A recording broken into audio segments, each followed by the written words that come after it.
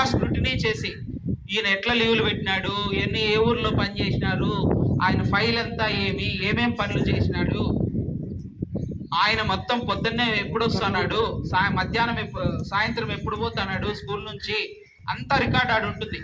బయోమెట్రిక్లో వేసుకుంటాంటాం కదా రోజు మేము.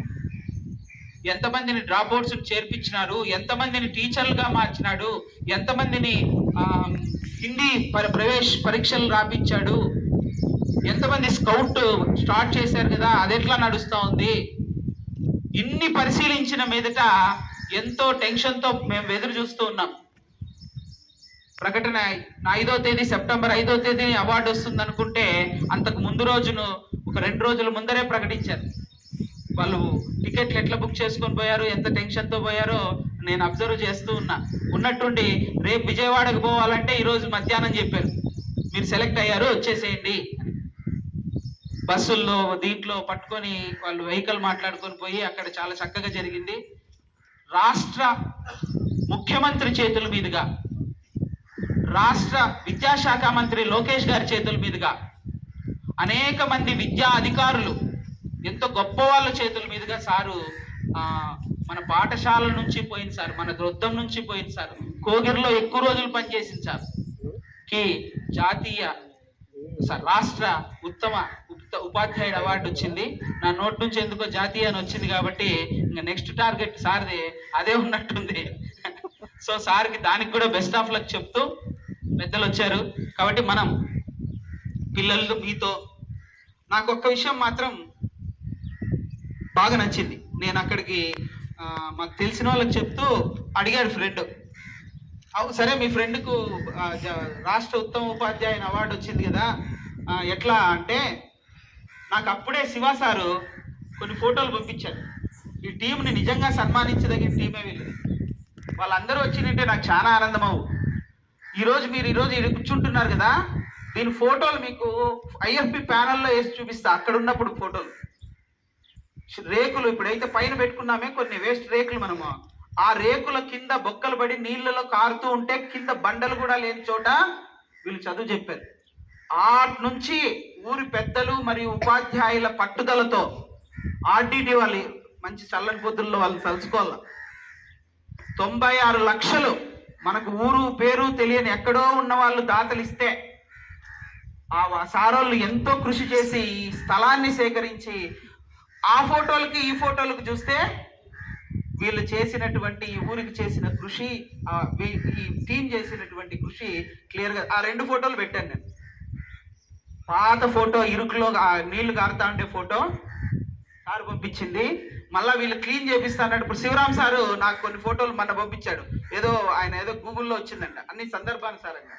ఆ శివరాం సార్ పంపించిన ఫోటోలు ఏముందిరా అంటే, సార్ వాళ్ళంతా ఇక్కడ అందరూ నిలబడి, పోలీసు వాళ్ళు ఒకరు నిలబడి, ఇక్కడంతా వాములు ఉండేటువంటిది అందరూ నిలబడి, ఊరు పెద్దోళ్ళంతా నిలబడి క్లీన్ చేస్తున్నది.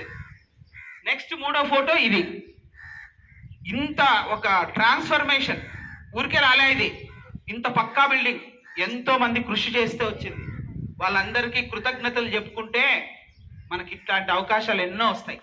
అందులో జావిలి సారు పాత్ర చాలా మరువరానిది. అలాగే ఇక్కడ ఉన్నటువంటి అనేక మంది ఉపాధ్యాయుల పాత్ర ఉంది. సో ఉపాధ్యాయుడు సమాజాన్ని, ఇంజనీర్ ఒక బిల్డింగ్ కడితే లేదా ఒక బ్రిడ్జ్ కడితే, ఒక రోడ్ వేస్తే, టీచరు సమాజాన్ని, ఇంజనీర్గా సమాజాన్ని తీర్చిదిద్దుతాడు.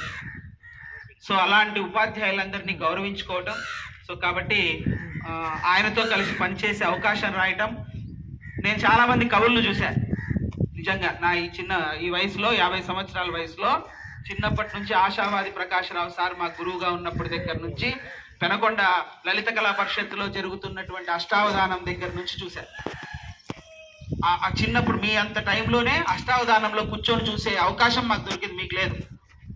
అంత మహానుభావులు కూర్చొని మాట్లాడుతా అంటే వాళ్ళ పలుకులు వినే భాగ్యం కలిగింది. వాళ్ళ సరసన కూర్చోగలిగేటువంటి జాబిలి సార్. కవిత్వంలో మన జిల్లాలో మనం తలెత్తుకొని నిలబడే కవుల్లో ఒక కవి మన జాబిలి సార్. కవిత్వంలో లోతుంది, వచన కవిత్వంలో చాలా గొప్ప స్థాయిలో రాస్తున్నారు. ఇంకా ఇప్పుడున్న కొంతమంది కవులను చెప్పుకుంటారు, కానీ నిజమైన కవి జాబిలి సార్. పున్నమి జాబిలి కూడా అమావాస్య జాబిలి కాకుండా సార్ పున్నమి జాబిలిగా వెన్నెల్లో కలకాలం. ఇంకొకటి మర్చిపోయాను, పున్నమి జాబిలుగా వెన్నెలు మన పైన కురిపించాలని కోరుకుంటున్నాం. మెయిన్ ఇంకొకటి, సార్ ప్రొఫైల్ తిప్పి సంతకాలు పెట్టాను 3-4 కట్టలు సార్. 3-4 కట్టల్లో అవి ఇంకా లేదంట, ఇంకా కొన్ని మిస్ అయినాయంట. నా దృష్టిలో ఆయన సార్ చేసినటువంటి ఆ కార్యక్రమాలన్నీ చూస్తూ ఉంటే ఒకదాని మీద ఒకటి, మంచి జరిగితేనే వర్షం వస్తుంది, చూస్తూ ఉంటే ఆశ్చర్యపోయాను. ఎంత ఓపిక ఉండాలి సార్ ఇది జనాలకి. ఓకే అమ్మా, అయిపోయాను, ఒక్క నిమిషం. Right okay. సో ఈ సహధర్మచారిని ఉందే, ఆమె సార్థకంగా సహధర్మచారినే. నిజంగా నాకు తెలుసు ఆమె బాధ ఎంత పడతా ఉంటుందో ఇంట్లో. సార్ సన్మానాల పేరు పైన తిరుగుతూ ఉంటే ఎప్పుడు ఇంటికి వస్తారా ఈ వ్యాపకాలు, ఇదొక నిజంగా చెప్పాలంటే సార్ ఏమనుకుంటాడే కానీ ఇదొక రకమైన తలకెక్కిందంటే ఇదొక వ్యసనం. ఈ వ్యసనాన్ని భరిస్తా ఉందంటే మేడంకి శతకోటి వందనాలు మేడం. సార్ ఫైల్ చూస్తేనే మాకు సంతకాలు పెట్టడానికి ఇబ్బంది అయినప్పుడు ఆయన్ని సాగనంపడానికి మీరు పడిన కష్టము మాకు అర్థమవుతుంది. కాబట్టి ఈ దీంట్లో అర్ధ భాగం మీది. మంచిలో చెడేందన్న ఉంటే ఆయనకే. సో కాబట్టి అధ్యక్ష పరిచయ వాక్యాలుగా నేను చేశాను. మీరందరూ, మీ కుటుంబము, పిల్లలు అందరూ భగవంతుడి దయతో చల్లగా ఉండాలని, ఆయన చేసిన మంచి ఫలాలు ఇవ్వాలని మీకు కోరుకుంటూ నెక్స్ట్ వక్తల్ని మాట్లాడవలసిందిగా సవినయంగా కోరుకుంటున్నాను. ముఖ్యంగా ఎంఈఓ అరవింద్ సార్ని. వర్షం వస్తుందమ్మా చాలా లేదా?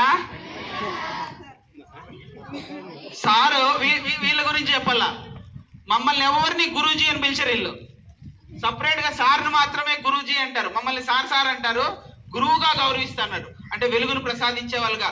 ఉపాధ్యాయుని కన్నా గురువుని స్థాయి చాలా పెద్దది, ఆ గురువు స్థానం ఇస్తున్నారు మీరు కూడా. సో చూడు, వర్షానికి కూడా తట్టుకొని నిలబడుతున్నారు అంటే ఆయన పైన ఉన్న మీకు నమ్మకం, భక్తి తెలియజేస్తా ఉంది.